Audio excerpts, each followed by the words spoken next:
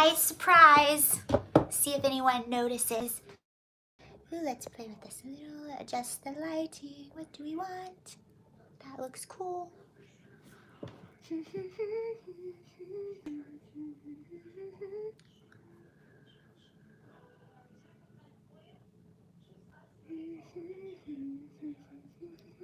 This is a weird time for me. Well, let's play with this lighting a little bit. That may be too much. Hi, Special K. I'm just getting started. Oh, we have people. Hello, hello. Hi, surprise. Hi, Randy. Hi, Milton. Hello. I'll wait just a moment and then get started. Are you riding with Biden?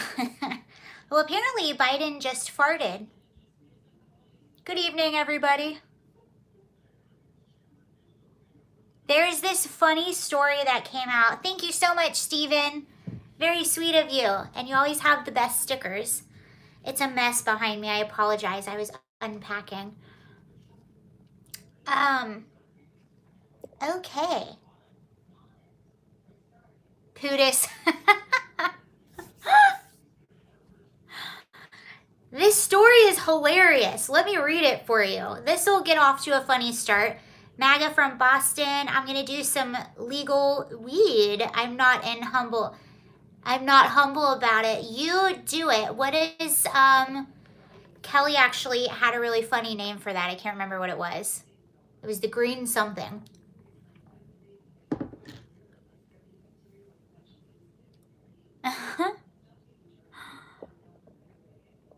Okay, so at the top, I actually wanted to talk about, I was a little angry earlier today. I'll start out, maybe you'll get some infrastructure in your neighborhood. Maybe. Who knows? I actually wanted to talk about, thank you, Buck.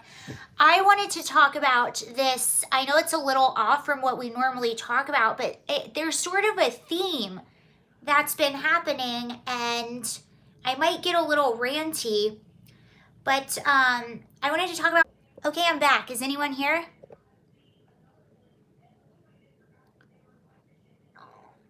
Hello? It just totally kicked me off. I don't know what happened. Yeah, no, that was so weird. It just kicked me right off. Okay, we're back on the live. Hopefully people come back. That was weird. Okay, we're back. Hey guys. How are you? All right, I think everyone's back now. Sorry about that. I had figured it was my dad. No, that was actually weird. Usually it's the internet, and that time everything went blank, and then it asked me if I wanted to resume my live. So it said it was interrupted. Now I'm back. Cool. So I wanted to talk about, I had been reading about this. We'll talk about Travis Scott. I don't know. Hi from Provo. Unfortunately, it keeps lagging. I am so sorry. Is it still lagging? Just let me know.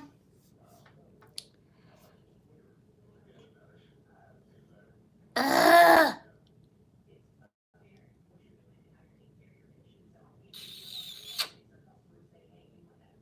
How is it now? Are we still lagging? There could have been a reason for that just now. Let me know.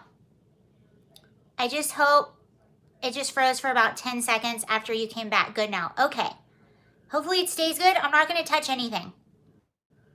It was on my end, but not anymore. Okay, cool. I have been reading about this Travis Scott thing all day, so I wanted to talk about that. And I know I don't normally talk about rappers, but there seems to be, it's just so crazy because we had been talking about Alex Baldwin for so long, and there's a theme going on now. Hi, good to see you too. Thank you. There seems to be a theme with all of this, and I was reading about and listening to testimonies from all of these people that were at the concert all day, And I had also been paying a lot of attention to the Kyle Rittenhouse case, and I almost have different opinions on that. Okay, thank you guys. I almost have different opinions on Kyle Rittenhouse than I did in the beginning, and I'll explain that in a second. I think pure self-defense, all of that stuff, but I'll get into it in a second. But it's like the Alec Baldwin set, what happened with Kyle Rittenhouse, and now this Travis Scott thing, there is almost a theme with all of this stuff, and that's people not doing their jobs and blame going around to a lot of different. I think there's a lot of people at fault with this Travis Scott thing. There's a lot of people at fault with the Alec Baldwin movie set, and there's, you know, leaders at fault with why Rittenhouse was even there in the first place and why he felt his duty to go and protect this neighborhood because our leaders weren't doing their job. Kenosha was a failure of government to do their basic duty, and that's just like basic law and order, basic safety. And the more and more I looked into this, does everyone know what happened with Travis Scott? I only just saw this Travis Scott concert on Wikipedia a few minutes ago. Civility, respect for each other, yes. And it just seems to be a failure on so many levels on each of these things. And unfortunately, in all of these things, there were fatality. And oh my gosh, what happened at this concert was so incredibly sad. Happy Sabbath, Sarah. God bless. Well, thank you very much. So if you don't know what happened, Travis Scott, I really didn't know. I only knew his name like passing in the news. I'm not a fan of his.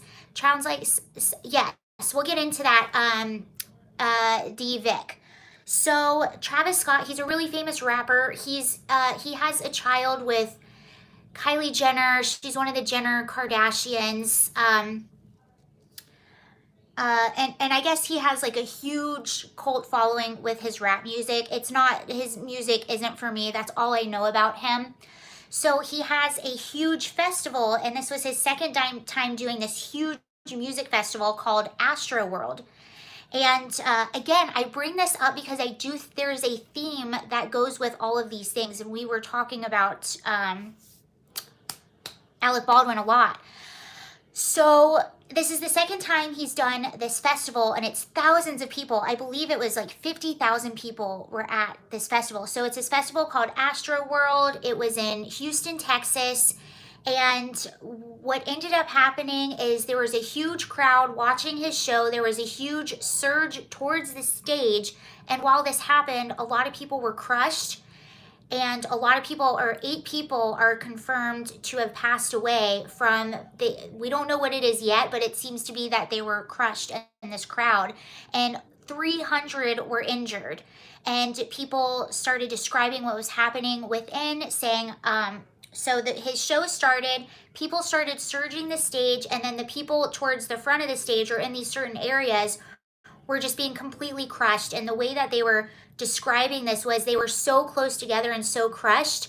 Never heard of him because I'm not in tune with, yeah, I didn't either. And I heard some of his music, and maybe it's just me. Maybe you have to get into it more, but it's just not for me. FYI, Astroworld is Six Flags theme park that no longer exists in Houston. Thank you for that. Yes, I did see. So this festival, there were rides there. But it's a big music festival. There were a lot of acts, and Travis was the headliner. He was the last to go on. I believe at 8:45 he went on, or 9, or one of that. But he was the main act.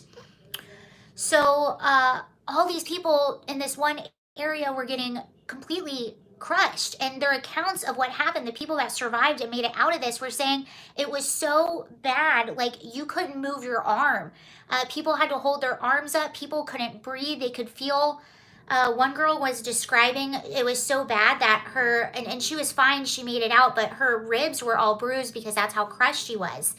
And the more I looked into this, the more I realized this artist, Travis Scott, has been, I can't remember, I know one time he was arrested, but he's gotten in trouble several times for inciting riots at his shows, and I think he calls his people ragers. Let me know if I'm wrong. Yeah, I had to look up that act, and there were, yeah. He calls his people ragers. He encourages them to just rage is what he calls it, and he's gotten in trouble several times. I think one of them was Lollapalooza. And what was crazy, he also encourages his fans to come into the show without paying for a ticket. So break in. I know this sounds awful, but oh, someone just took their message down. I wonder if that was my same reason 30 years ago they got rid of festival seating. Rolling Stones concert, I think people were getting crushed.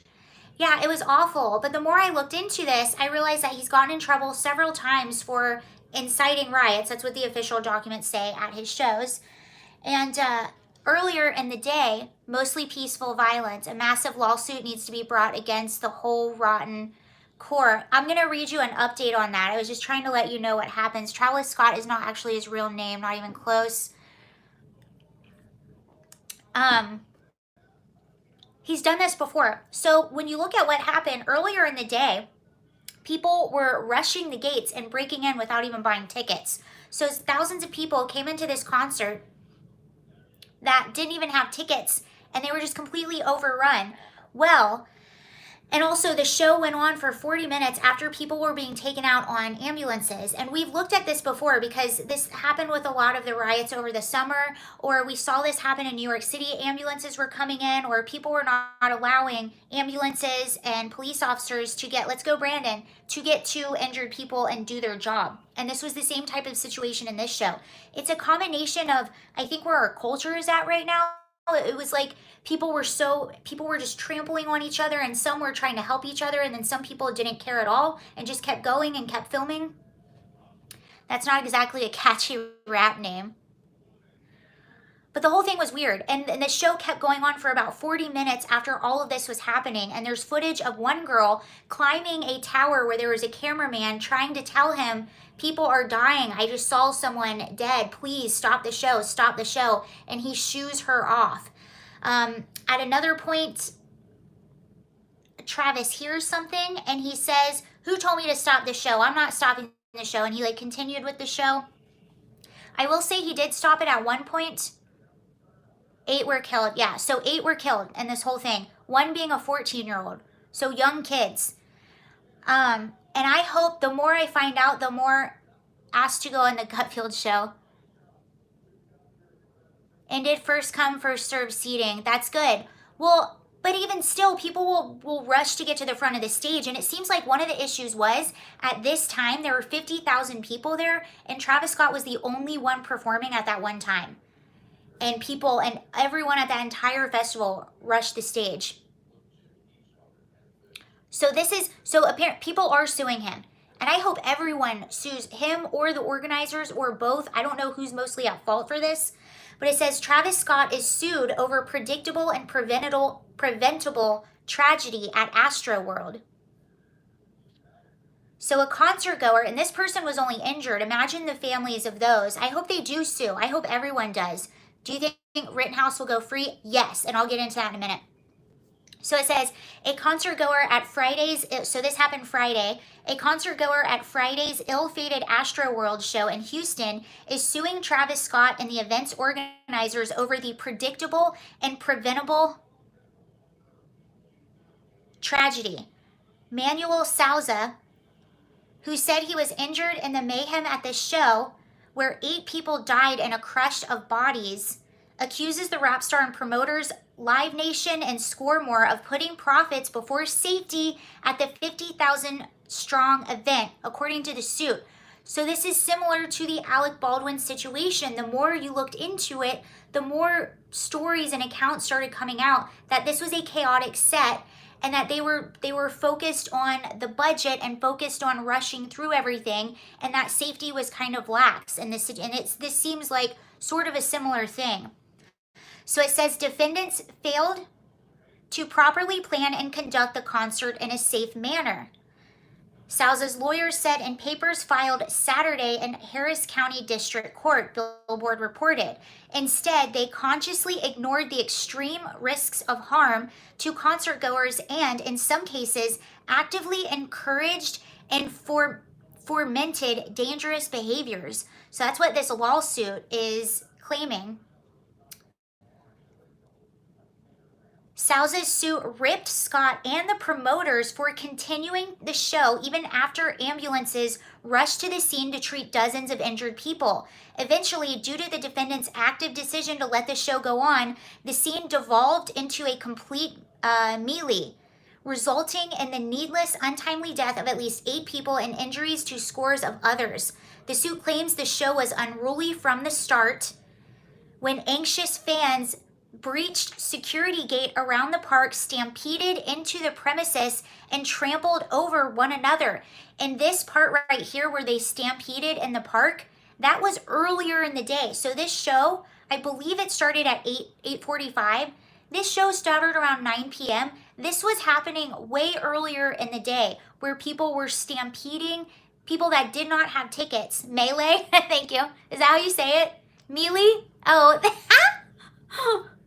every time I do one of these, I read a word that I don't read or say very often, and I screw it up. Someone said, I blame the Kardashians. I do too. Just kidding. I don't. Yeah, so people were stampeding into the premises early in the day, and everything still continued. And there were accounts of people being uncomfortable like earlier in the day, and everything kept going. During Scott's performance, this is so terrifying. During Scott's performance, fans pushed the crowd forward, crushing dozens and leaving the 8 victims dead, one as young as 14 years old. The suit accuses Scott and the organizers of negligence and gross negligence and seeks at least $1 million in damages.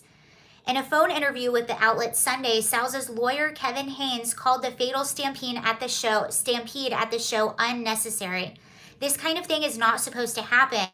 There were things that were supposed to be done that were not done. Neither Scott nor the promoters immediately returned the billboard's request for comments. So what was even more terrifying is all these people are screaming for help, and there's videos of this. I mean, it's hard. They're hard to watch.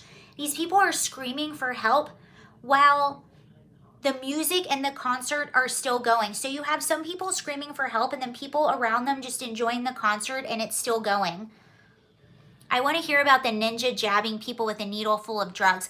Okay, so I did hear, well, it was really interesting. So whoever just made that comment, the police in the area, I believe it was the police chief, did a press conference right after this happened in Houston.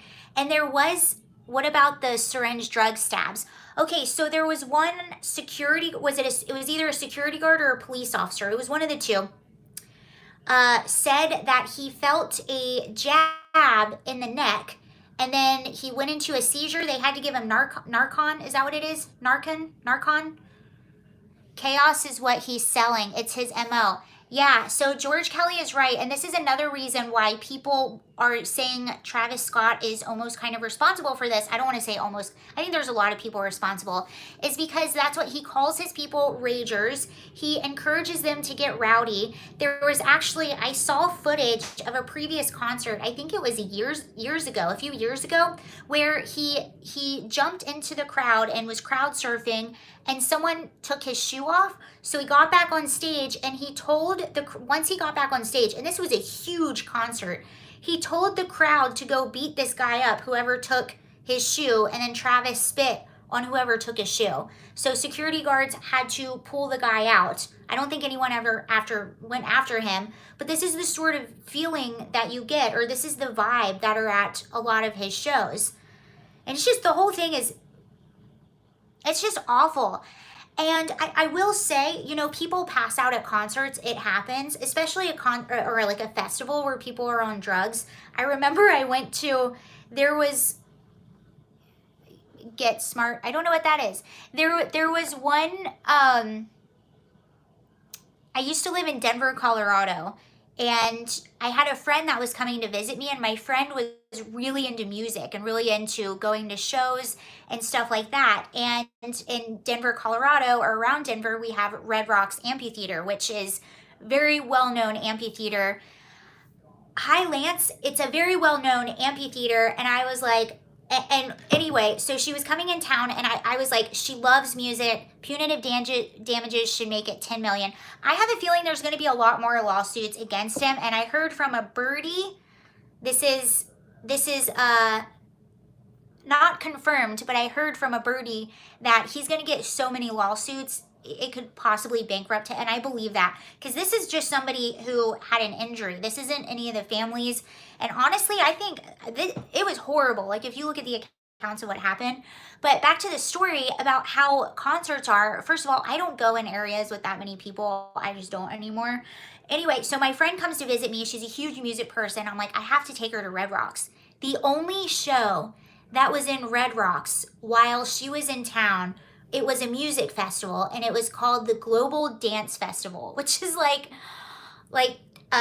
club music and stuff like that. So I was like, well, I guess we're going. If anything, it'll be an experience. And I really wanted her to experience Red Rocks. And that was just the only thing that was there.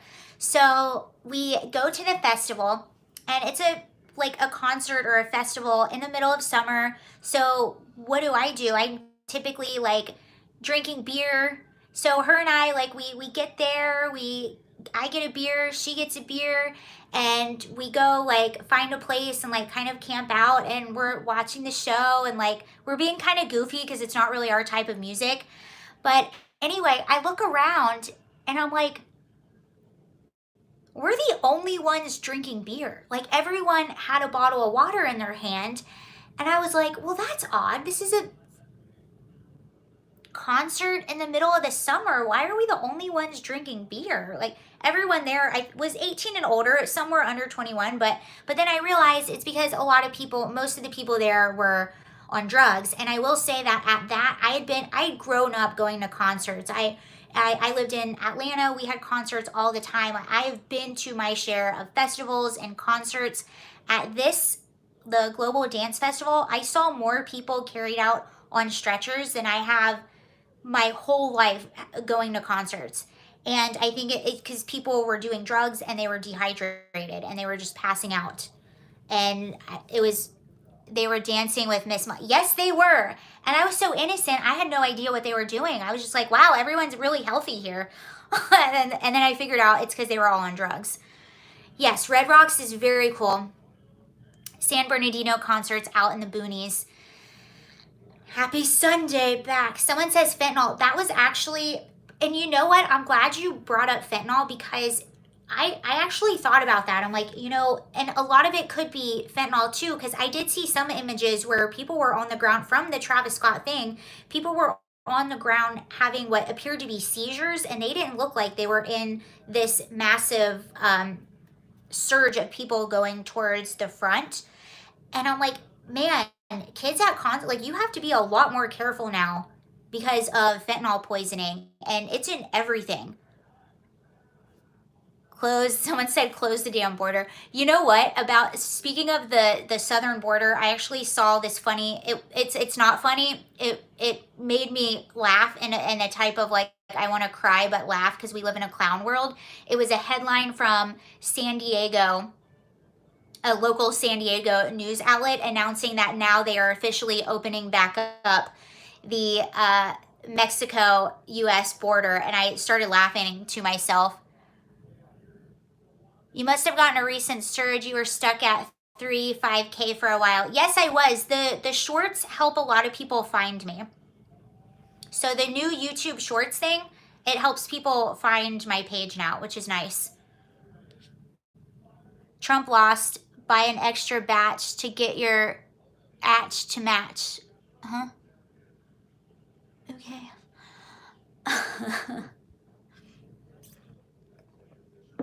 Yeah, but that headline made me laugh. I'm like, well, they could have just gone the other way. Just ask a member of the cartel where to go. They'll help you out.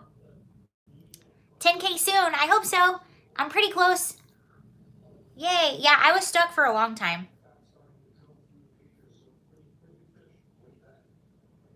Overheating on egg. Yeah, I think that's what it honestly, like, it really creeps me out. I was like, I never want to go to one of these shows again.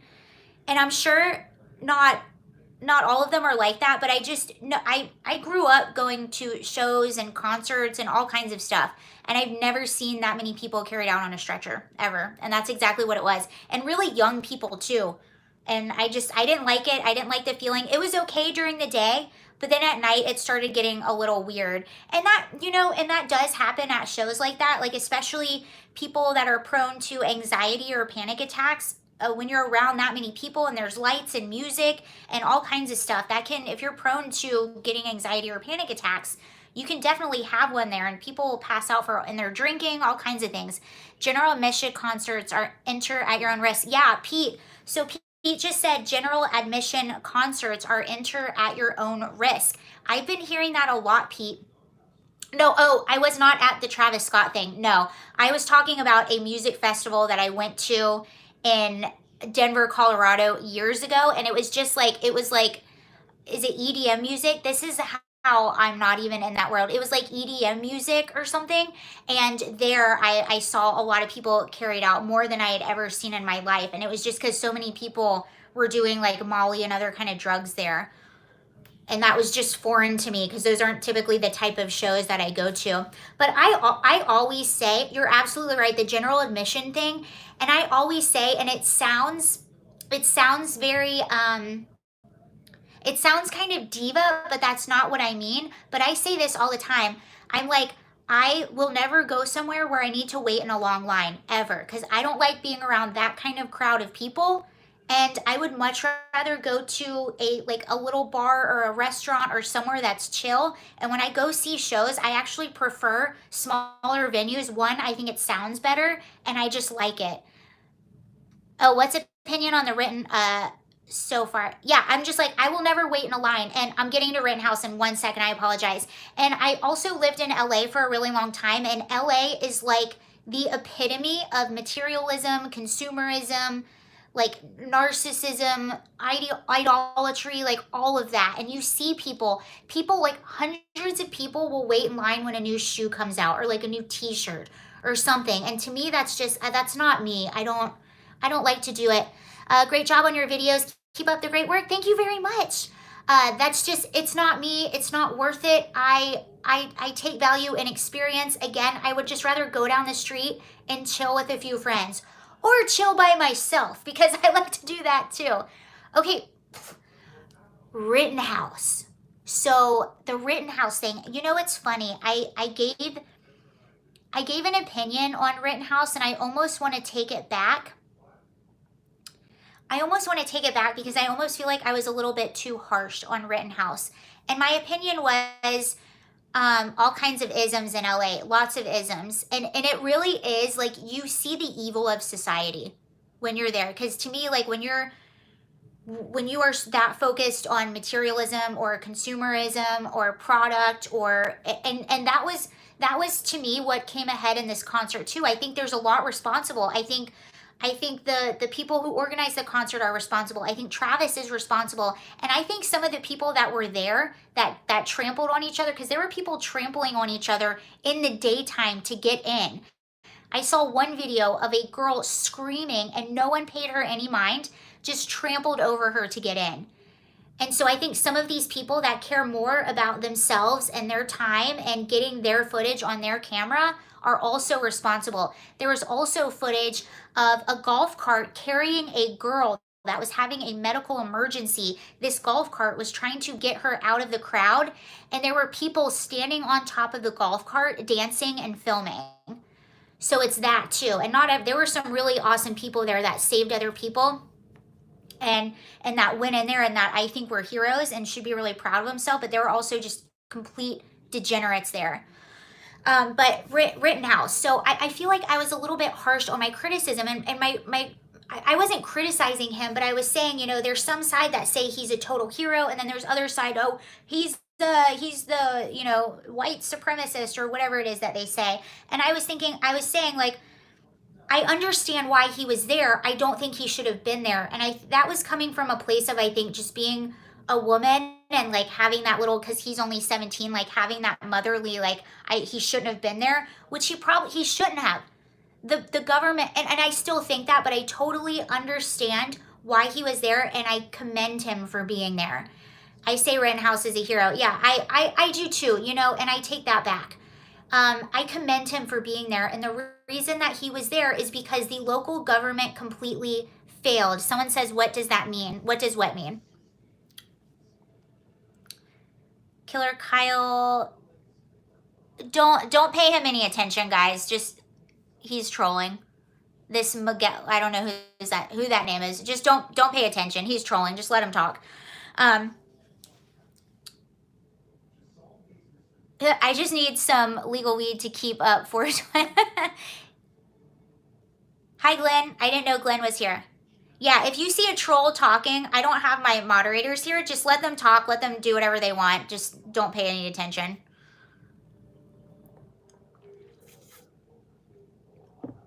That's what, and now that some of the videos are getting more attention, I get the trolls. So I'll need help by moderators more, which is kind of funny. Devil's lettuce. That's what Kelly called it. Where are your mods? They're not here. I need to get better about making people mods. I didn't understand his trolls anyway. Hi. If anyone wants to be one that's been here for a while and I know you, I would like that to help. Because I probably will be getting more trolls. Block them. Yes, well, now I know who he is. Actually, I can go in and do that.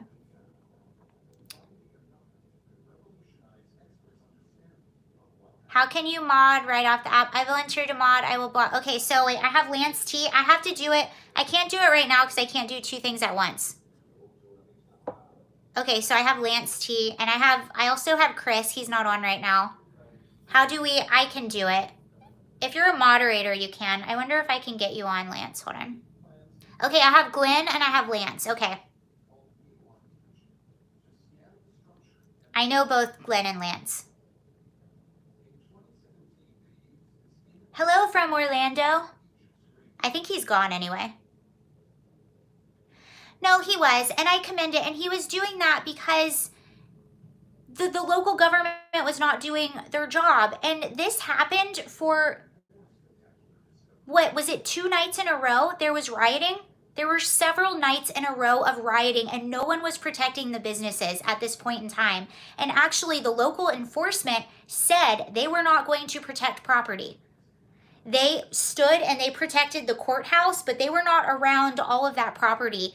And when you watch all the videos, it was clear self-defense. All of this is on video. And the defense, or not the defense, but right now the prosecution, their case is totally imploding. I think he's going to be fine. I don't even think they should be at trial. I think it's pretty clear. And what I found out is, ooh, if I can find it,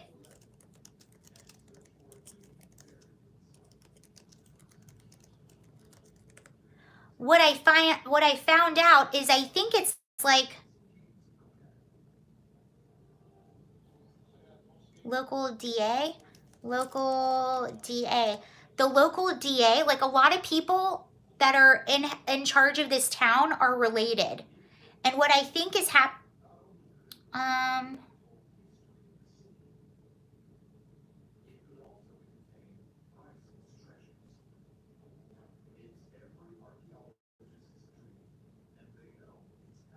when he gets off, it's going to get really nasty. Yeah.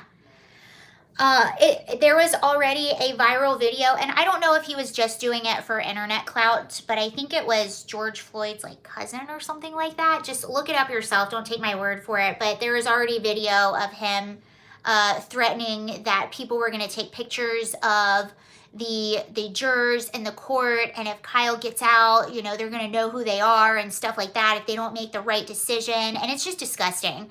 It was clear what happened. All of this is on video, you guys. All of it.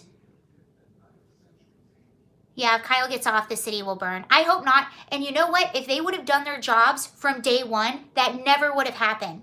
Kyle never would have gone. And it's sad to me that a 17-year-old, and I commend him for doing it, but a 17-year-old felt that he needed to go and protect these businesses because the local government wasn't doing their job. And they never, ever brought in the people on the other side of this to talk to. And what I think happened, my opinion, is that the local government is using Kyle as a scapegoat to protect their own failures. Yes. I believe it's happening is it happening in Kenosha? So someone said, what city is the trial happening in? Is it in Kenosha?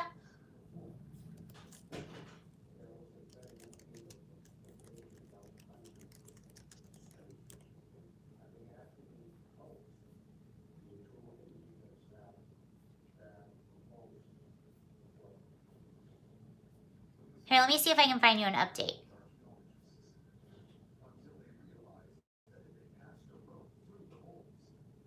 Okay, so it's happening in Kenosha.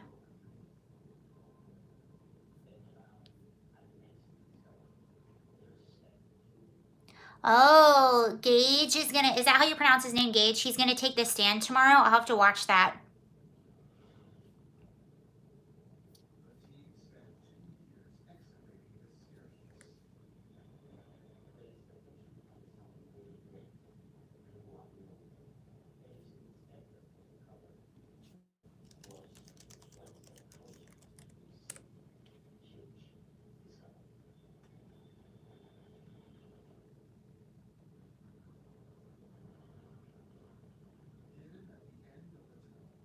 But the city needed a scapegoat, so this trial is happening. I totally agree. I think the city needed a scapegoat because they failed.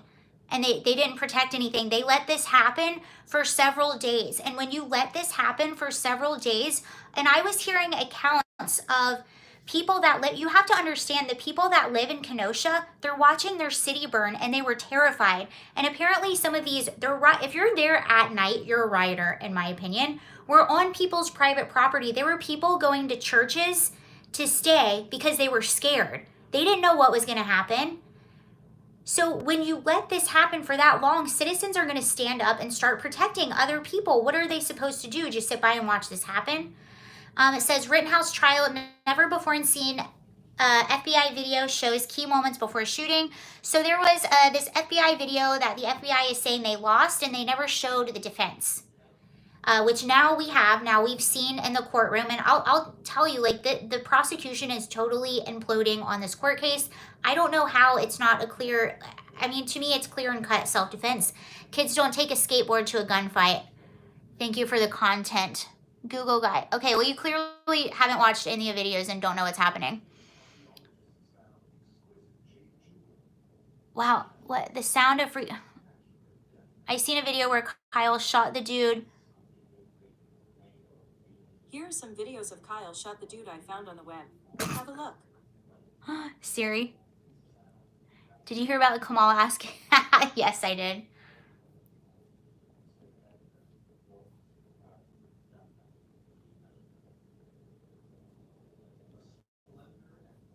Okay, so there's never before seen footage that apparently the FBI had, and the footage shows Rittenhouse by himself hastily walking down the sidewalk before Joseph Rosenbaum wearing a mask comes out of what defense has called a hiding spot between a cluster of cars. The cluster was located at Car Source, where at least one vehicle had been set on fire that night. Following an exchange, Rosenbaum chases Rittenhouse, even though other videos show the teen yelled at least 3 times before he was friendly. Rittenhouse slows down in the video, and there appears to be some kind of exchange, but there's no audio of the moment. Other videos from witnesses on the ground show that Rittenhouse could be heard yelling, "Friendly, friendly, friendly." So that's what it shows. So Rittenhouse, while this is happening, is yelling, "Friendly, friendly, friendly." The FBI tried to hide that footage. Yeah, it's really strange.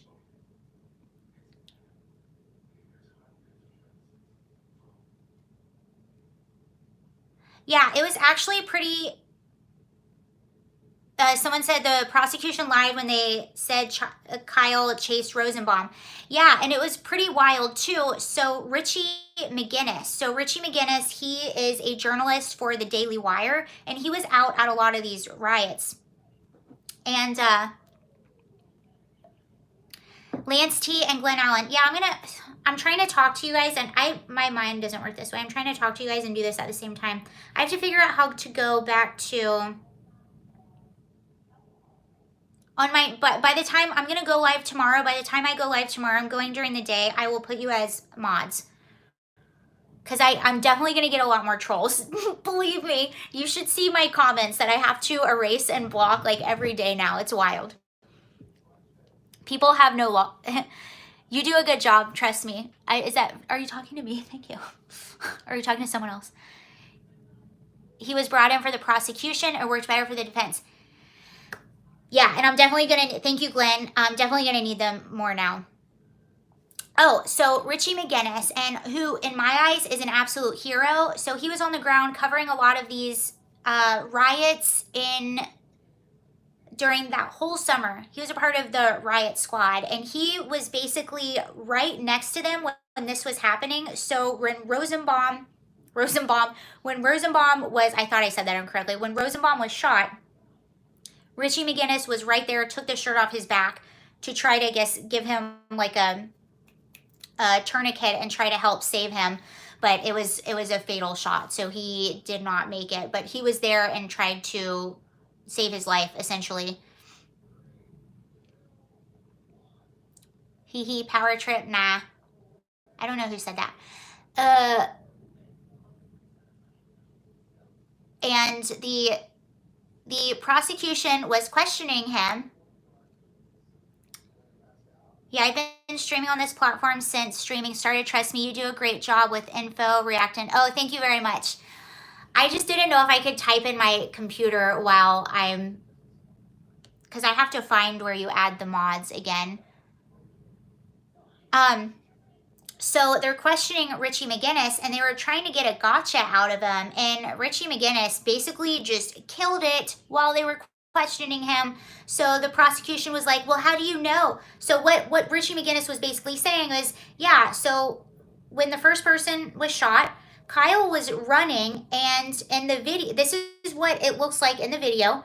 This crowd is chasing Kyle. There's a gunshot and by the way, the New York Times even wrote a huge spread about this. I mean, they actually did a really good job, which is very rare for the New York Times, but they did an excellent job giving the timeline of what happened, because I was actually watching it live. Like, I was on, because during all of that summer, the summer of 2020, I was talking about a lot of what was going on in the riots. So I was on Twitter watching these videos as they were coming out almost live while all of this was happening, and it was very confusing.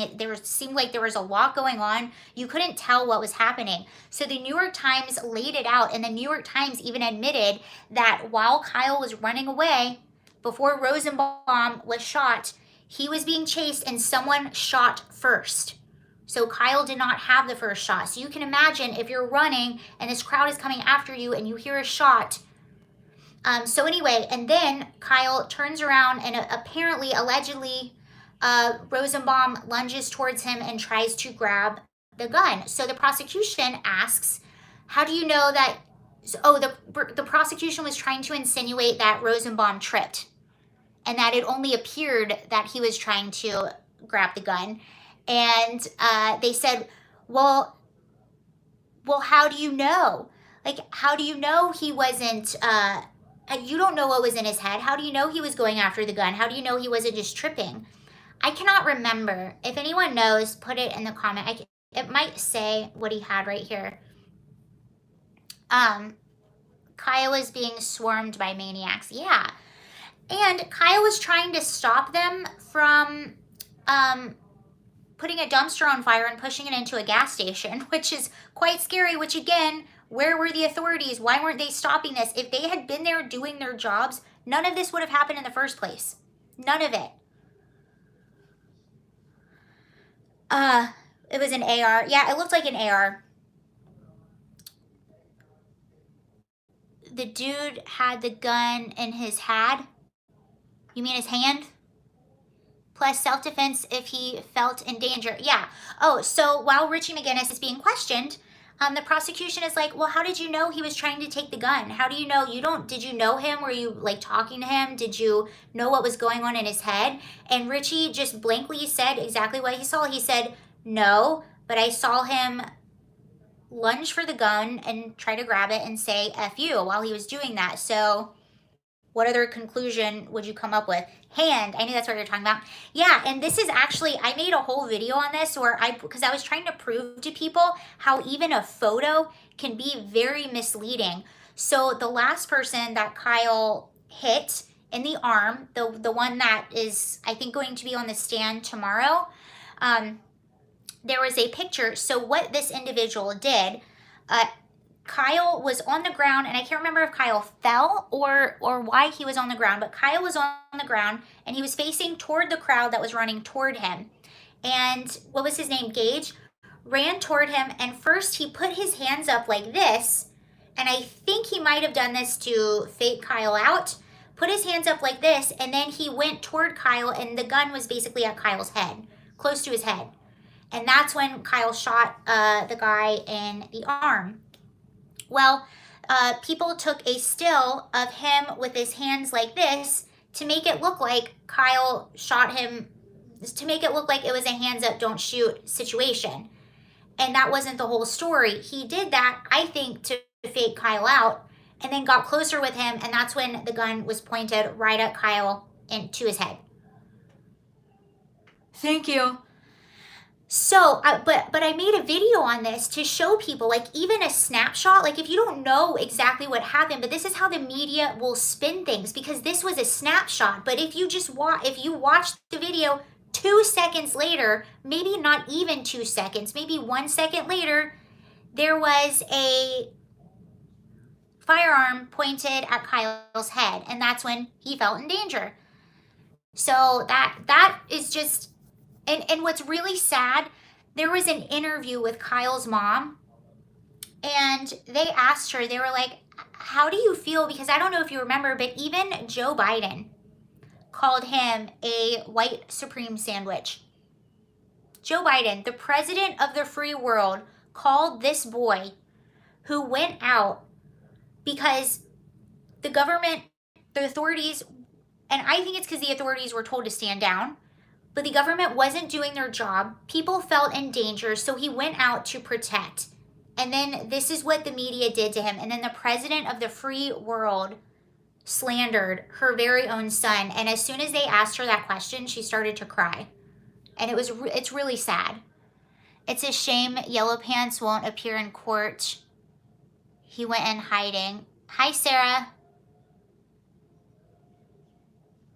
People were in danger. Yeah, and you know what? I saw that here. So I've told you guys this a million times. You're probably even sick of me talking about it. Joe Biden also crop dusted the justice, or the Duchess of Cornwall. Yes, I will talk about that in a second.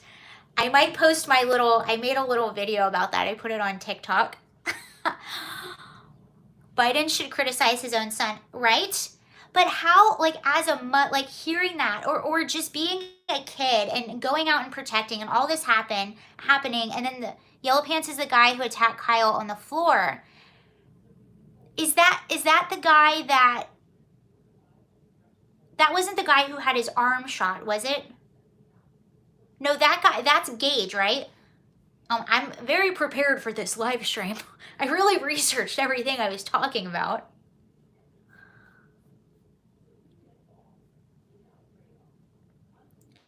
Most of you are smarter than me half the time. Amazing stream, mister. Thank you.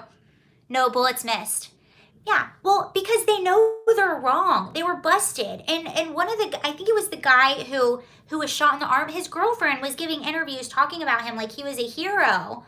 I'm like, I'm sorry, what was he? And this is a good point that someone made too. Everyone was like, what was Kyle doing there? What was Kyle doing there? What were all the rioters doing there? Why is no one asking why they were there? Kyle was very clear. There is a video interview of him that Elijah Schaffer put up where Kyle explains exactly why he was there. Why were they there? What were they doing? A criminal politician calling someone just for, yeah. And you know what? Thank the Lord for all of those independent journalists, because they're the ones that are saving Kyle. Elijah Schaffer, Richie McGinnis, Drew Hernandez. I can't remember who else was there, but they are the ones that have a lot of this footage, and I think there was a local guy there who was live streaming, or who was streaming the whole thing. Thank the Lord that they were there filming this, because if they weren't, I think Kyle would, his life would be over. I really do think that.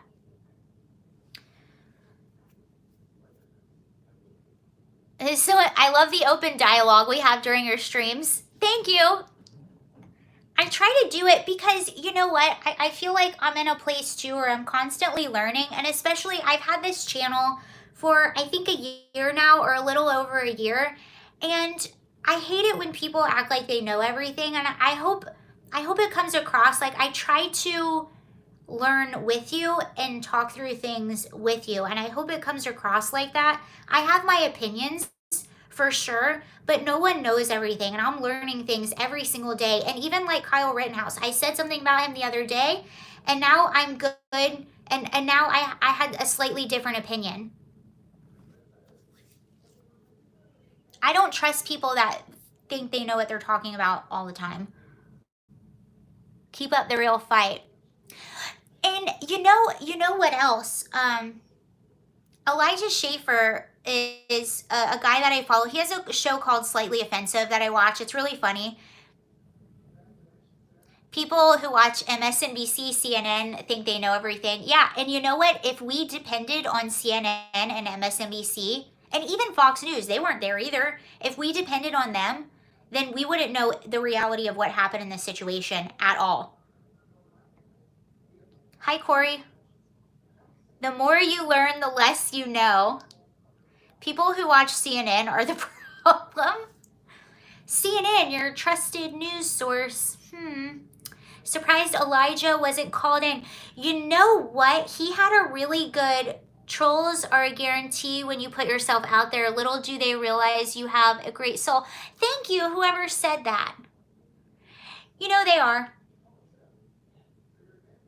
If you don't have trolls, you're doing something wrong, I think. That's a part of your charm. You aren't a pundit. You're a friend to chat. Oh, thank you. Sarah, we need more citizen journalists. I agree, because without those guys, and I think they're like, I think they do pretty well for themselves, but they work for independent media outlets. They're independent people. But without them, we wouldn't know what actually happened, because none of the big journalists were there. I think, am I correct? Was it Kenosha where that infamous, what were you going to say about Elijah? Oh, Elijah talked about, I think he did give them some stuff for the trial, but he's not going there. But Elijah, he's somebody that I followed throughout this whole thing.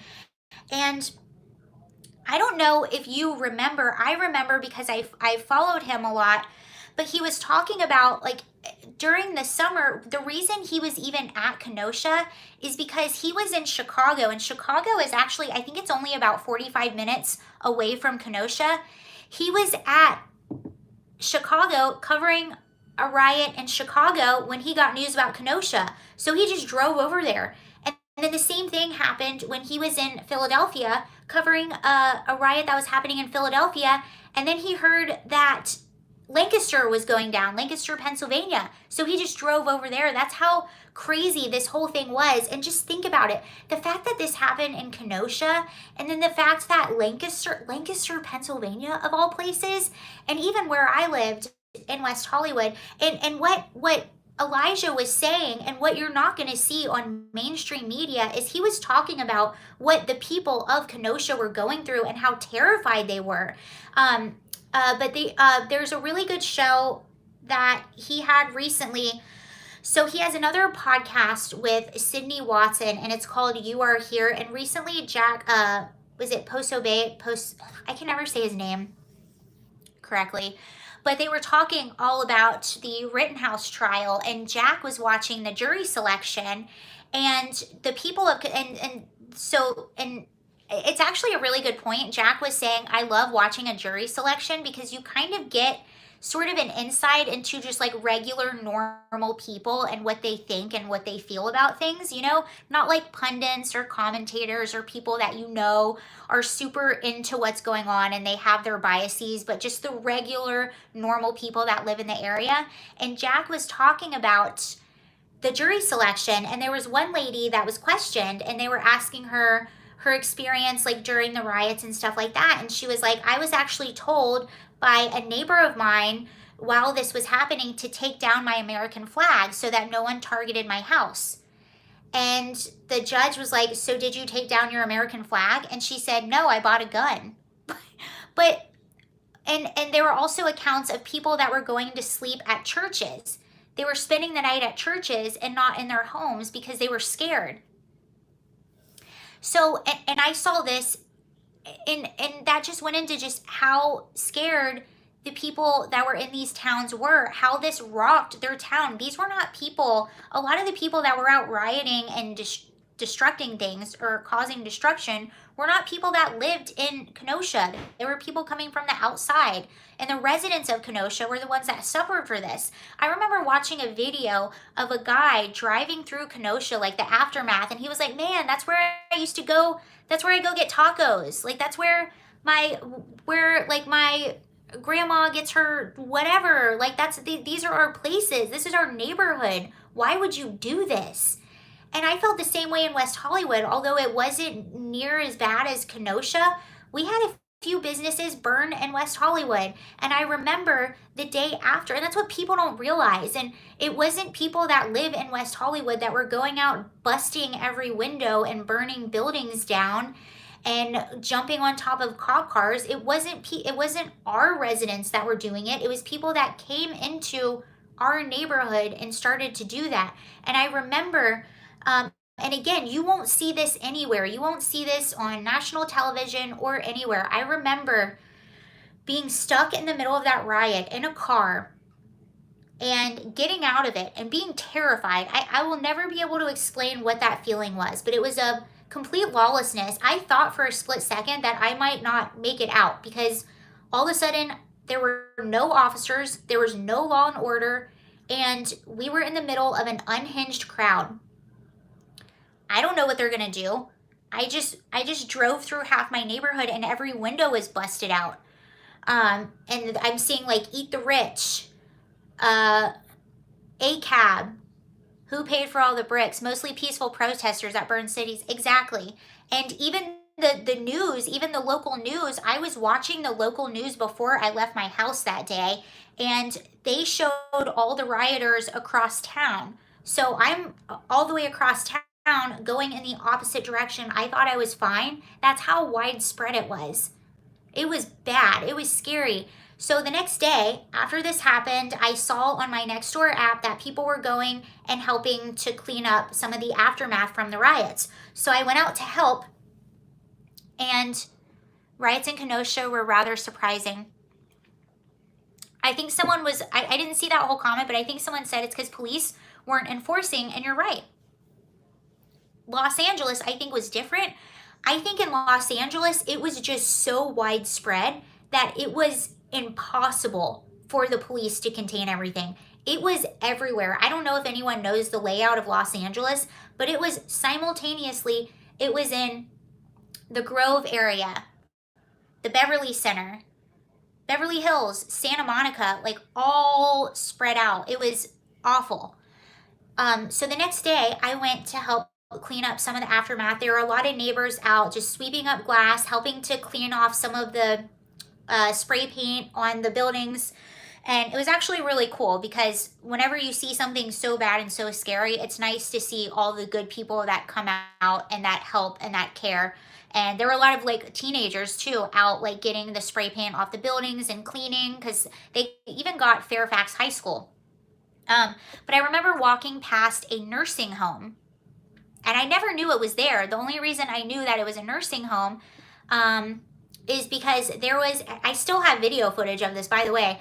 There was a makeshift cardboard sign that said, we have sick and elderly in here. Please leave us alone, or please move along. And that is so sad to me. That's in West Hollywood, California.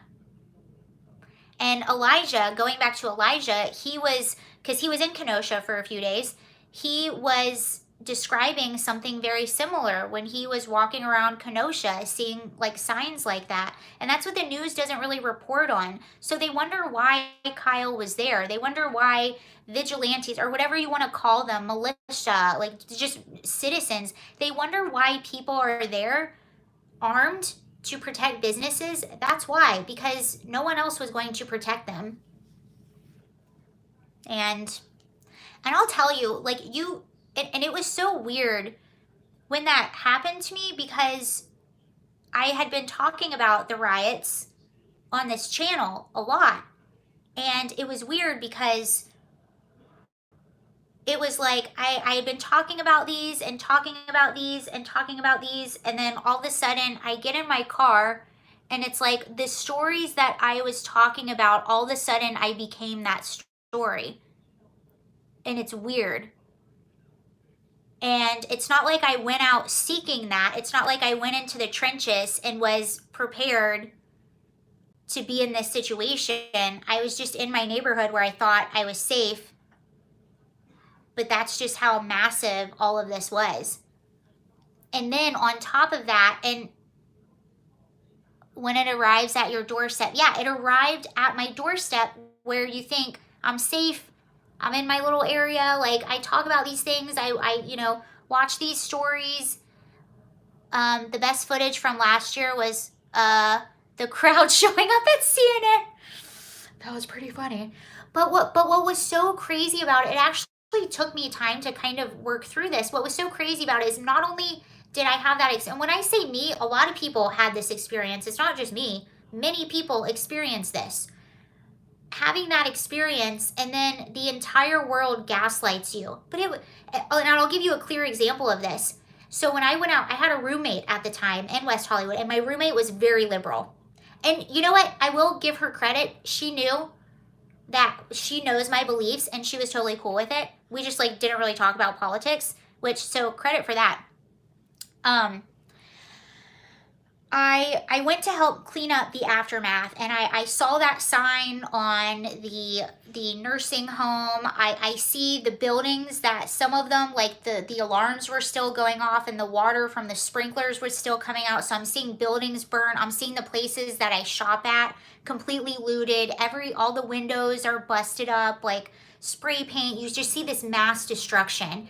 And I'm helping with a lot of people, like clean up. We were there all morning for a few hours. So I get back to my apartment and I like have all my tools. I'm sweaty. I'm covered in dirt. Pepper spray powder. I'm covered in pepper spray powder, which is it hurts. You just get a little bit of that anywhere near an orifice and you feel it. I'm covered in all of this stuff, and I get back. And also think about what I saw the night before. So I get back to my apartment and my roommate is there with a friend, and I'm like, oh my gosh, they were like, oh, what were you doing? Blah, blah, blah. And I was like, oh, I just cleaned up all of this stuff. And they go, oh yeah, we saw what happened. We saw what this is basically what they were saying. We saw what they did to the peaceful protesters. They didn't exactly say peaceful protesters, but they were like, yeah, we saw how those cops were just like agitating all the protesters. Or it was like the narrative was the evil cops against the poor, innocent, peaceful protesters. And I was just like, what? Okay. So I just went to my room. I think I took a shower, and then later you watch the news and you watch the news coverage. You know what actually happened because you saw it with your own two eyes. And then you watch the news coverage. And then I can't even tell you how many friends that I had. I've never experienced gaslighting to this extent in my life. I've never seen anything like it. I've never experienced anything like it. Usually we're all on the same page. Violence is bad, right? I think that's about as basic as you can get. Violence, bad. Destruction, bad. No matter what side it's coming from. Violence, bad. Perfect response to those people. Are you stupid or do you think I'm stupid? Yeah, who's stupid? Am I stupid or are you stupid? Am I crazy or are you crazy? Who's crazy? Am I crazy? And you do question that. You're like, am I crazy? And you do. And I think it's normal. And I think a healthy person actually does question themselves. And I questioned myself for a while The gaslighting is basically evil, for sure. And I did for a while. I questioned myself, and that's why at times some of my videos were very inconsistent because I was super freaked out. Yeah, self-defense good, violence bad, attacking people bad, hurting business is bad. But even people that lived in West Hollywood, by the way, like, I would say, like, I don't know. I can't even give you the number in my head. But a lot of West Hollywood was destroyed, whether it was just windows that were busted or spray painted or businesses that were actually burning. A lot of it was destroyed. I had friends that live in West Hollywood. This is how you can be so sheltered from reality. I had friends that lived in West Hollywood that never said anything about the buildings in their very own neighborhood being burned or being looted or people being attacked. By the way, where my car was, so what happened when I was in the middle of the riot is I was driving. My boyfriend came to pick me up and we were just driving out, right? He was taking me to his place and I was like, thank God, get me out of here. Because at this point in time, I'm starting to hear sirens in my apartment, and it's not just like 1 or 2 sirens. It's just ongoing. And I'm seeing what's happening, and it's about a mile away from me, but I'm just not sure. I just don't like it. I want to get out of there. And he lived around the beach. I'm just like, let's get out of here. So we're going the opposite direction, and then all of a sudden our car was stopped in the middle after we had driven down a road, and I had seen every single business was busted. Everything was busted up. Everything was spray painted. Everything was tagged. And then our car got stopped by a crowd at a stoplight. It turned green and we couldn't leave for about 10 minutes. We were just stuck in the middle of the road, and our car was surrounded by hundreds of people. Like, I could have rolled out the window and touched everyone. We were just completely surrounded, and they were angry, and it was just a weird, it was West Hollywood. We have one of the biggest Halloween parties in the US. We have the biggest Pride Fest in the US. It's a party place. I've seen protests there before. This was different. It felt wrong. It felt evil. Like, it did not feel good. It was a really awful feeling, and it was terrifying. Nothing happened to us, but we just didn't know. This was so that shell shocked me. Oh, I'm sorry, you guys are having a conversation. So anywho, whatever, we're stuck there for about 10 minutes. Thankfully, no one does anything to us. The crowd passes. Well, later on, a few days later, I'm trying to figure out what happened because I don't really see accurate coverage anywhere, not even on right-wing media. And I think it's just because it was so widespread, no one really could accurately cover this, what happened in LA that night. And this was May 28th, 2020, or May 29th, or May 30th, 2020. It was one of those 3 days. It was our big, and we had the National Guard in West Hollywood for a week after this. So if I just went a block away from my apartment, the National Guard was everywhere, on top of buildings, a block from my house, just hanging out on the sidewalks. Like, they were everywhere. That's how bad it was for, I think, about a week. And we had a 1 p.m. curfew for a few days. We had to be in our homes at 1 p.m. because that's how violent it got that night. But I remember thinking, like, am I being silly? Like, why was I so scared? Nothing happened. Was I overreacting? Was I being kind of a sissy? And then I found footage of a car that was just 2 blocks away from where we were stopped, and the car was abandoned with the lights on. The key was still in the ignition. The car it wasn't a cop car either. It was a regular car, was abandoned in the middle of the road, was completely smashed up. If you've been on this channel for a while, you've seen a picture of this car, completely smashed up, anarchy sign, A cab on the car, abandoned in the middle of the road. And that was about 2 blocks away from where I was. So it had to have been the same crowd. So that's how bad it was. And no one even reported on that. You saw some of the cop cars that were abandoned and that were caught on fire, but you didn't see the regular cars that were abandoned. And I only saw that one. I only found footage of that one. But yeah. It was all about a revolution till I learned how stupid the group was. I think this happened shortly before I walked away. Oh, someone's George is talking about that. Yeah. And sometimes you think it starts out good. And I think a lot of the people that are involved in these, you know, movements, I'll call it a movement because that's what they call it. I think they're good people. I don't think they're bad people. A lot of them, I just think they're misled. And again, this, holy cow, we can circle all of this back together. People that follow people like Travis Scott, the people that follow BLM, the organization, they don't realize that the people at the top of these things do not care. They do not care about you, and most of them don't even care about their cause. Korean rooftop heroes protecting their own. Yeah, that was LA. Was it 92? Hello, everyone from Texas. Hi, Billy from Texas. CNN starts riots by spreading misinformation. Oh, this is a point. Thank you for bringing up CNN. This is a point that I wanted to make. So I had friends. By the way, all this happened that I explained, all of this happened in West Hollywood, what I just explained to you. So I had friends that lived in West Hollywood that are super liberal, which is typical if you live in West Hollywood.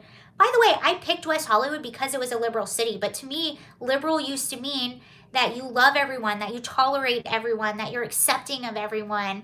And that's why I loved liberal cities, but it turned into something very different in 2020. And I think that became very obvious for all of us. Anywho, so I had friends that lived in West Hollywood who never said anything about the riots in West Hollywood, who never said anything about the riots all summer. And then all of a sudden, the election happens. And I don't know if you guys remember the footage of the poll workers, the Republican poll workers that were like kicked out of some of the polling places.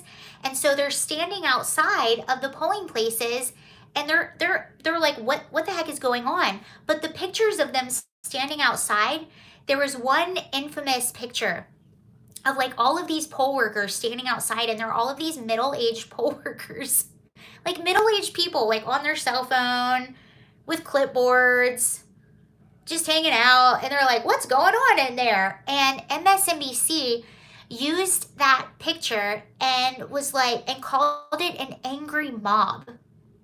And I had one friend who lives in West Hollywood, super liberal, who started posting about this. And she's like, oh my gosh, law and order. I can't believe these poll workers. We need law and order. What are they? This is awful. This is not democracy. And I'm just thinking in my head, you do realize that buildings burnt down in your own neighborhood. Where was law and order then? Buildings in your neighborhood were burning and on fire. There was a sign in your neighborhood that said, we have sick and elderly. Please leave us alone. And this was just the crazy world that was 2020. That thankfully, I think more people are starting to wake up. All of the mess taking place throughout LA. Do you know how Culver City is doing? We're traveling there at the end of the month. I always think Culver City is better. Culver City is adorable. I like Culver City a lot. I think Culver City is safe. If I had to guess just off the top of my head, this is purely no research done, but if I had to guess, I would say that Culver City is a bit more Republican than West Hollywood or a lot of LA. It's very clean, very friendly. It's super cute. Leftists are blinded by tribalism ideology. Yeah, and I know the news is biased. I know that politicians are corrupt to an extent, but I never saw it to the extent that I saw it in 2021. And especially being in the middle of it and feeling that unsafe and then being gaslit by the world basically was weird. Conservatives are normally very understanding and caring.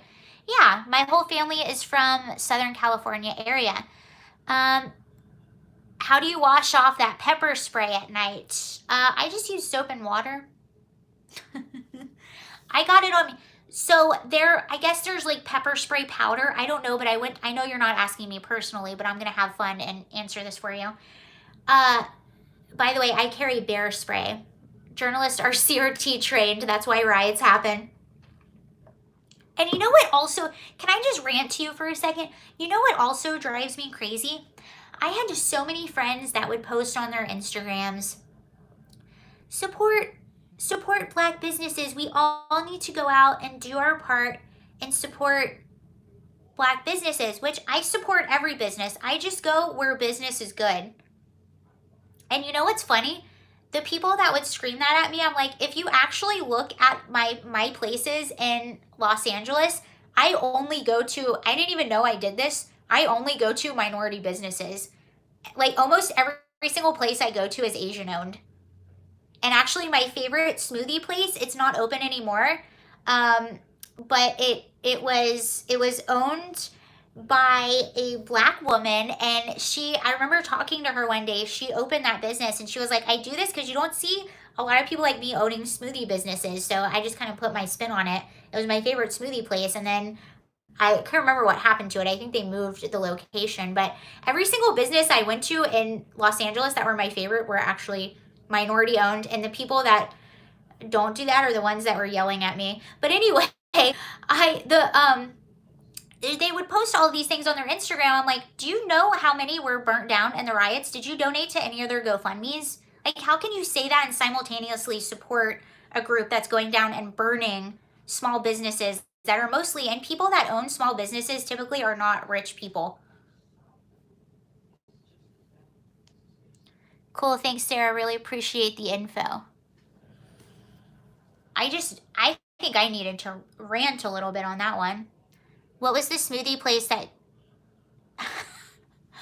What was the smoothie place that kicked out your bestie, Alyssa? Wait, Alyssa, are you talking about Alyssa Milano?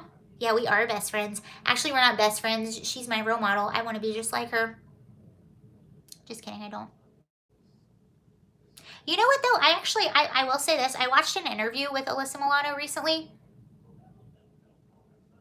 I watched an interview with Alyssa Milano recently, and this is the most likable I've seen her, where she was talking about some of her coworkers on her show Charmed, and she actually it was the most self-aware I had seen her. And she was like, I think I'm responsible for some of the tension that I had with anyway, that's besides the point. Molly Marie Combs, who is that? Hold on. Molly Marie Combs. What was I going to say just now? Oh, so the pepper spray powder, I carry bear spray. But the pepper spray powder, I didn't even know it was. Oh, but then, yeah, thank you for being in time. And then Alyssa Milano brought up Time's Up, and I was like, yeah, you're a hypocrite. So I liked her for a few minutes, and then I stopped liking her. Molly Marie Combs, is she she's the one that seems like the nice, normal one, right? I love your rants, few and far between, right when they come. Thank you. I am a little person. Oh, Holly Marie Combs. I have my opinions that I will keep to myself because they could be too mean. So it was when I was helping to clean up some of the businesses, there was one business that the windows were all busted in, and I was helping just to sweep up the glass, and there was like little white powder on the ground. And while I was sweeping, someone was like, be careful, that's pepper spray powder. And I was like, huh? And I swept it just a little bit, and just sweeping it a little bit caused it to go into the air and then got in my face. And it was quite painful, but it was powder that was on the ground. It was like little white powder.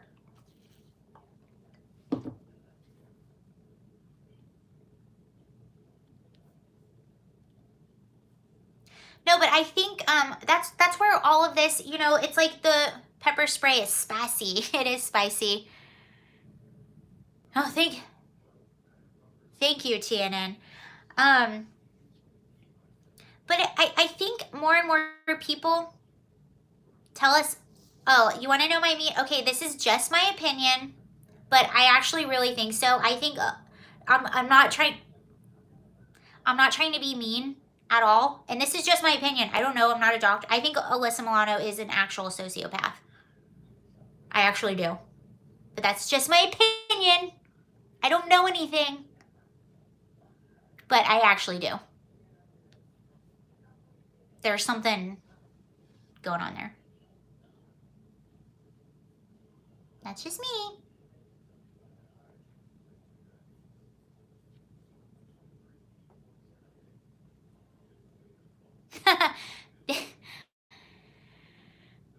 She thinks people are guilty. Well, she still talks about the importance of the Me Too movement and stuff like that, and she totally didn't. So we all know that Biden had some allegations.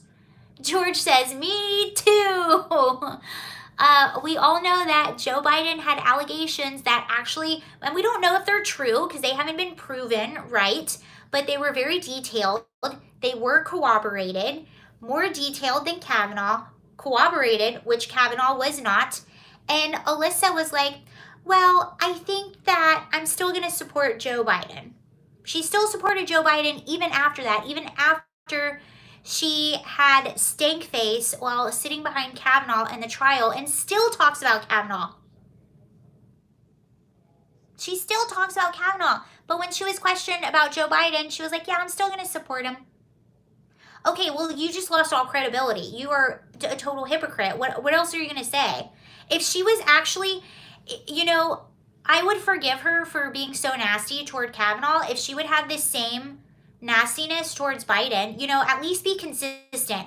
I respect people that are at least consistent, you know, because if you're consistent, that shows me that you actually believe the BS that you are saying. So at least I know you're not a terrible person. You just might be misled. But if you're not consistent, then you might just be a terrible person. I trust people that are consistent, and that's it. Because, again, even if you're wrong, even if I disagree with you, at least you, okay, that's what I mean to say. At least you have principles. A person that is consistent, even if they're wrong, even if they're misled, at least they have principles. That just shows me that she has zero principles because she's not consistent. And she still supports Joe Biden. And I know that's like the oldest argument. You're a hypocrite. You're a hypocrite. But it's a valid argument, and that's why it's such an old argument. And I don't know how anyone listens to her after this. I don't know how any women take anything she says seriously after that. Rose McGowan has taken a stand. Yeah, and I'll tell you what, I think Rose McGowan is a little cray, but that's okay. But at least she has some sort of principle. At least she takes a stand. Plus, they find out they were wrong and admit it and go with the new info. Sarah, I just promoted you on Salty Cracker Live. Oh, thank you so much. I see his live is on my computer right now. Thank you. He cracks me up. I found him because of you guys, and he really makes me laugh. He's quite funny. She's always cray-cray. Yeah, she is, but you know what? Sometimes you need people that are a little cray-cray. And even Tucker Carlson, he was like, you know what? I always have at least one cray-cray like on my staff. You always need... Oh, nice. He's great. I enjoy his channel a lot. He says some things that I want to say. He can say them a little more freely than I can at this point.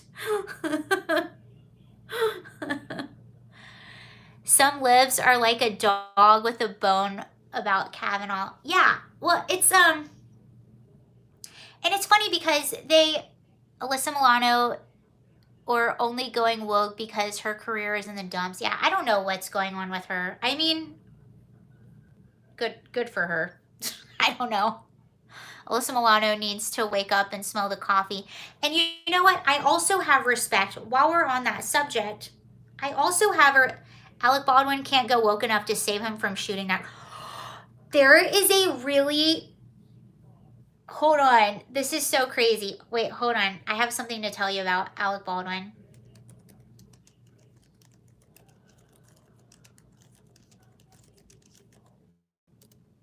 I'm giving you suspense until it comes up. I'm not telling you until it comes up. But I also have a lot of respect for people willing to admit that they're wrong. Like, if you admit that you're wrong about something, you're like, look, I was wrong, because we're all wrong. We all screw up. We all change opinions about things, but I also don't trust people. What's the saying? Don't trust someone that's never been poor. Those are my things. I don't trust people that have never been poor. Or you don't even have to be poor. I don't trust people that have never had like a blue collar type service job, like some kind of blue collar job.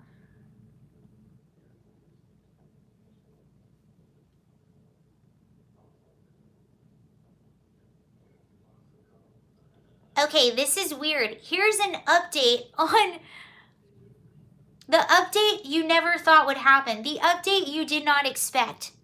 Or never work a day in their life. Yes. Or a politician that's never had like a real job. Bernie Sanders. Actually, sometimes I do kind of like Bernie Sanders. I would never vote for him. I don't think he should ever be in charge, but sometimes I find him, I don't know, entertaining. Got to go back to work. It was funny participating, Sarah. Oh, thank you. Unknown Texan. Thank you very much. Okay, we're going to read Biden, 50 years in government, never actually hiring someone. And that's, okay, one more like short rant, and then we'll get to this weird Alec Baldwin thing that just happened on a set, or the cleaning up of the set. The same people that voted about the system and how bad the system was literally voted when they got someone that wasn't a part of the system. Whether you love or hate Donald Trump, he wasn't a part of the establishment. And when I say the establishment, I don't mean like people that are rich. I just mean people that go with the approved narrative. Oh, thank you so much. Poopta. Poopta? Did I say that correctly? Thank you very much. Yes. I like the emojis. Bernie Sanders, who the hell spends their honeymoon in the Soviet Union? He also got, I don't know if you guys know this, but fun fact, Bernie Sanders got kicked out of a hippie commune for not doing his part. They said he wasn't doing his part of like the chores or whatever it is they had to do, and he would just sit around talking about politics all the time. And they kicked him out. It was a hippie commune in Vermont.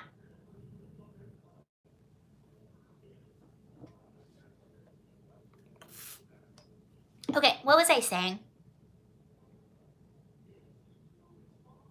Oh, the same people that talk about how bad the system was. The system is so corrupt. It's so awful. It suppresses people. They voted for politicians that have been the system forever. And what really cracked me up about Gavin Newsom is you literally have, like, if you subscribe to the idea of white privilege or like privileged people, the privileged class, like if you subscribe to those ideas, which some of that is valid and true, if you subscribe to that, answer me this honestly, is Gavin Newsom not the epitome of white privilege? Is he not the epitome of a privileged class? Is he not the epitome of like nepotism? He is the epitome of that. And then this guy sat there and said that Larry Elder, who grew up poor, whose dad experienced segregation and moved to LA and worked these small jobs, worked his butt off so that his family could have a better future. He was basically saying that if you vote for Larry Elder, a black man who came from nothing, you are voting for white supremacy. The epitome of white privilege, again, if you subscribe to those ideas, the epitome of that. What? We live in a mad world. I think that is what, Barry Weiss said. Respect to waitress. Super white privilege. Larry's dad. Yeah, Larry's dad was a janitor. Thank you, George. Larry's dad was literally a janitor. Larry's dad experienced segregation and experienced.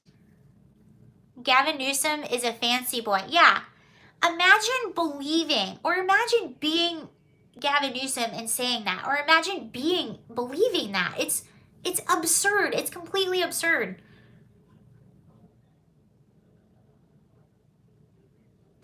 Yeah, and I do think there are privileges. Like, I think attractive people have privilege. I think if you're nice, you get privileges. I think there are different privileges. If your family comes from a lot of money, you're going to have certain privileges that other people don't. But there's all kinds of different privileges. And how do you know which one trumps the other?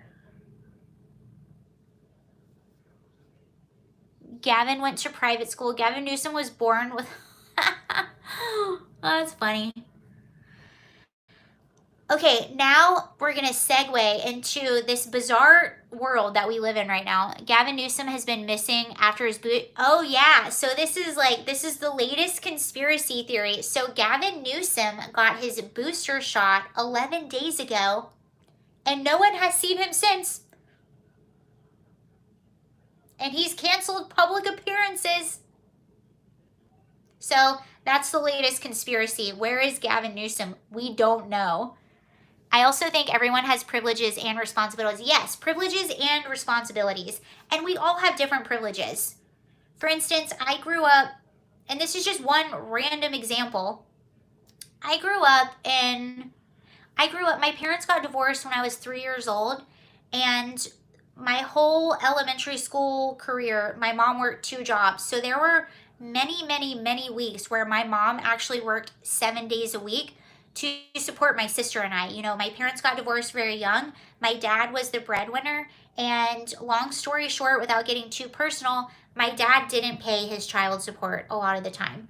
And so my mom worked a lot to be able to support my sister and I. So I would come home from school, I was alone. A lot of the times during the day, on the weekends, I was alone. Like, I didn't have 2 parents in the homes. And then you can imagine how tired my mom was when she was home. She was exhausted because a lot of the time she was working 7 days a week.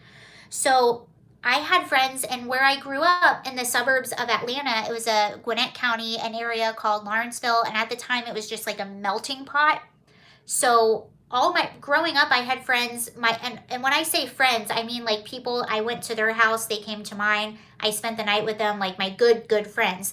I had friends that were Hispanic, Colombian, Mexican, Indian, Orthodox Jew, Black, and white.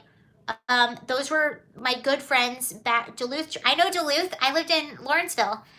At one point in time, it was the fastest growing county in the United States. But I had friends of all different races. And the biggest difference that I noticed between myself and them was that they had a mom and a dad at home, and I didn't have anyone at home.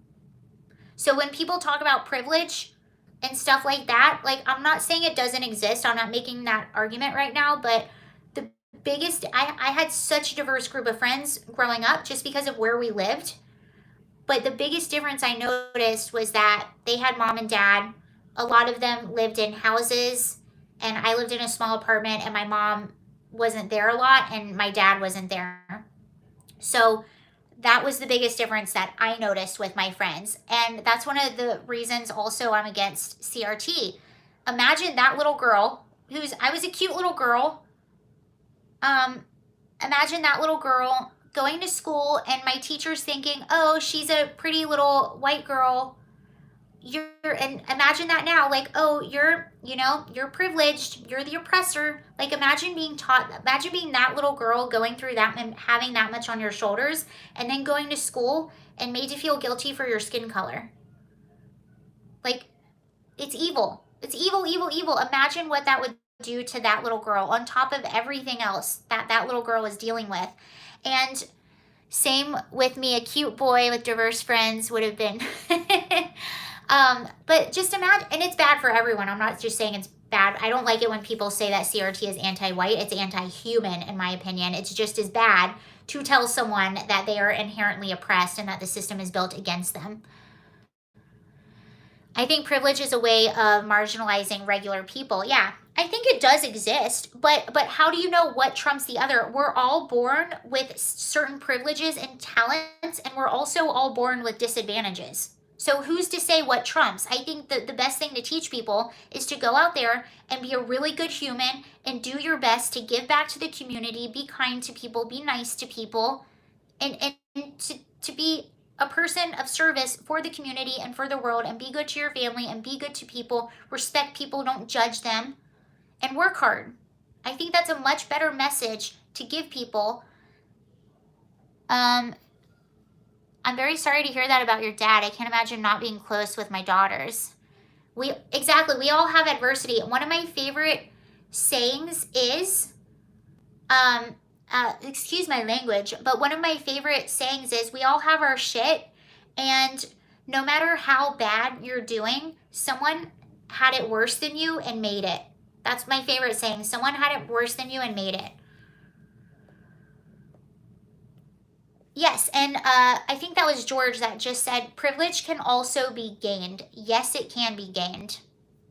And you can come out of whatever situation you're in. That's the beauty of this land.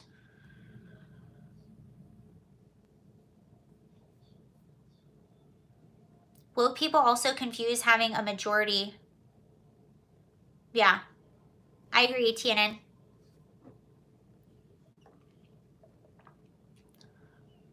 They hate merits. They want to be able to act as horrible as they want. Yeah. And also coming from not a lot and then achieving and then being told, oh, sorry, you need to stand down. No. You should applaud merit. You should applaud people that come from nothing and achieve. Winsome Sears, yeah. Okay, here's my favorite saying about Winsome. She's an awesome girl. Like, way to go, Virginia, by the way. I think that's so cool. Way to go, Virginia. That was awesome. And I'm so happy for the parents of Virginia that have been fighting. And I know it's not just the parents that got this win, but man, those parents are awesome. Those Loudoun County parents, all the parents at the school board meetings, like, it's really cool. It's really incredible. My favorite saying about Winsome Sears, so people, and we were just talking about Larry Elder, they did this same thing to Winsome Sears that they did to Larry Elder. They're calling her like the scapegoat of white supremacy or whatever it is that they're calling her. And Virginia did make the right choice. And man, I'll tell you what, I live in small town Virginia, and everywhere you go, it's Glenn Youngcomb signs and Sears signs everywhere. I put it on my Twitter a while back, but I had to make a U-turn in a neighborhood recently because I was still learning my way around here. And I made this U-turn. It was in this cul-de-sac in a random neighborhood. And someone had a huge sign out on their porch that said, F Joe Biden. That picture is it's on my Republican ticket in the VA was so diverse. Love Mama Bears. Yeah, it was Mama Bears. The Mama Bears and Papa Bears. Don't mess with their cubs. Yeah, I'm very proud. I'm very happy for them. I'm proud of them. You know, it just shows that you can really change things from the ground up. Yeah, so Winsome, she's the AG. And then the lieutenant governor is Hispanic. And people are saying that it's the Republicans who are this, but guys, it's the same with California. Newsom, the epitome of privilege, was running against Larry Elder. Anyway, it's the crazy world we live in. But my favorite, to get back to what I'm saying, my favorite saying about Winsome Sears, because people were all the left-leaning media was trying to blame this win. What are they saying? What are they doing? Exactly. What are you doing? What are you saying? Like, what are you actually doing? That's why it just blows my mind. I'm like, do you see yourself? Sears is lieutenant governor. Thank you. Sears is lieutenant governor. The other guy is AG. What are you saying? My favorite saying about Sears was, because all the left-leaning media was trying to blame this. Winsome shut them up with her speech. Yeah, that was an incredible speech, and that was an inspiring speech. It really was. No matter who you are or where you come from, that was a great, inspiring speech.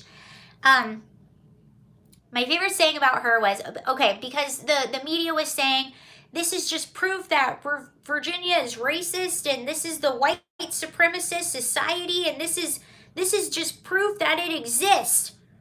And someone on Twitter said, yeah, Virginia is so racist. They saw this black woman who's an immigrant who carries a gun, and they were like, let's put her in charge. So say that to anyone that gives you that argument. That's how racist Virginia is. That's what they do. I saw, okay, so Glenn Allen just said, Winsome challenged Joy Reid to a debate. She did. And you know Joy Reid is not going to take her up on that. Because Winsome has principle. You can't debate principle. Journalist reactions are why CRT should be banned in schools. Yeah. And this is the funny thing about CRT too. So this is the left-leaning journalist response to CRT. They're like, CRT isn't being taught in schools. That's a lie. It's not being taught in schools. And the Republicans are like, we want to ban it. And they're like, no, you can't ban it. So it is being taught in school. No, it's not being taught in school. Okay, so we don't want it taught in school. No, you can't. You can't ban it. It's history. What? It's not history. It doesn't make any sense. Holy cow, we've been on here for a while. Okay, can I get to this Alec Baldwin thing so we can leave? It's actually not a lighter note, but this is crazy. Okay, Alec Baldwin. Switching gears. Are you ready? So I just saw CRT is also integrated. Yeah, and it's a pedagogy. So I actually just learned what pedagogy means.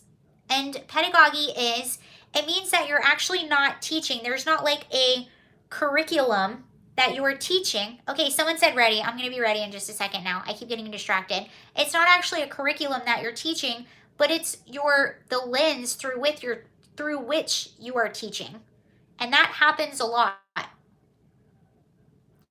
So people can say, okay, it's not actually, it's the worksheets that people are being brought home. It's the lens through which teachers are teaching everything. Okay. I'm ready now. Alec Baldwin.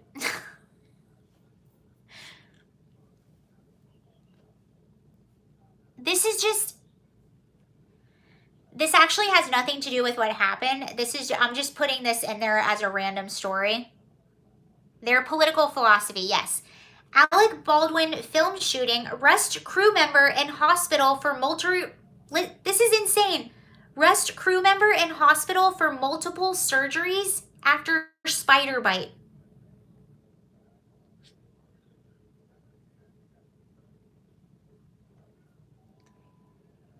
Let's go Baldwin, as someone said here earlier. Jason Miller, this is actually really sad and really, I hope he's okay.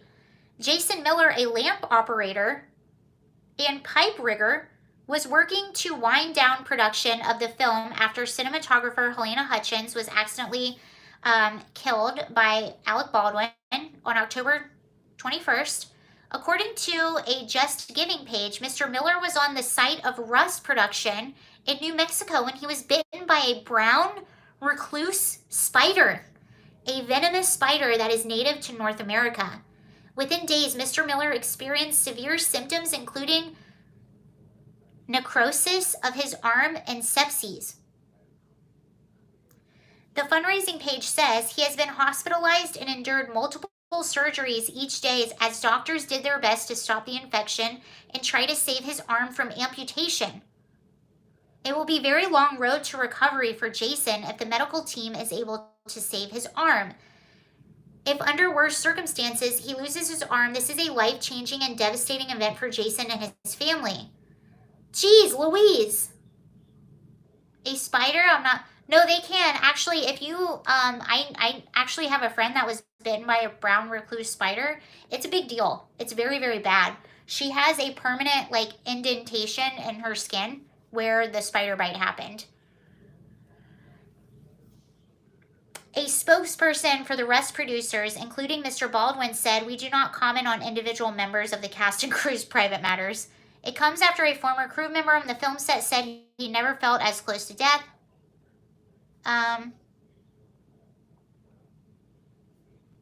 So there's that. It flashes rotting under his skin. Yeah, that's what happened to a friend of mine. And hers was very minor, but there is still, I think it was in her leg, there is a permanent indentation. Yeah, brown recluse are dangerous, but if they're, and they hide in little pockets of areas, so I can understand why someone with that job might come in contact with a brown recluse. But in Virginia, they were always kind of a big deal. Does Fauci do experiments with them too? Who knows? Yeah, I read about the dog thing. Not enough to talk about it. I don't know that much, but geez.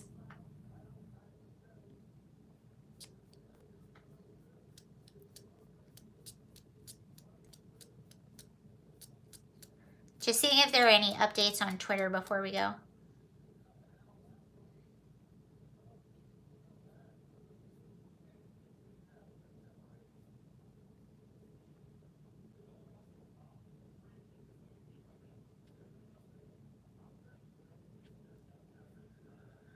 Okay, I think that's everything.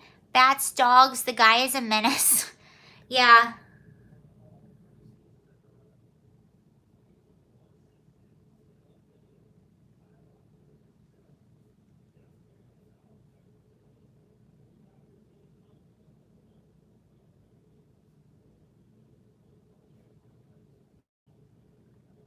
All right, you all. I think that's everything. Looks like it. He's a damn monster for killing dogs. I know. I didn't look into that. Yeah, that's terrible. Did P. David? No, of course not.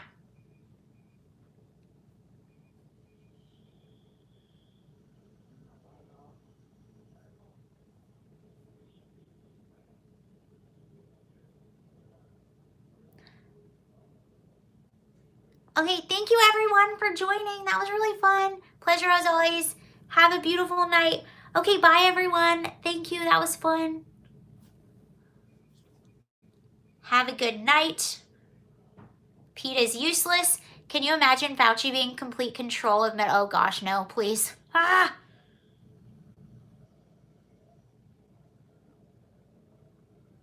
Recluse bites cause necrosis tissue death. Ugh.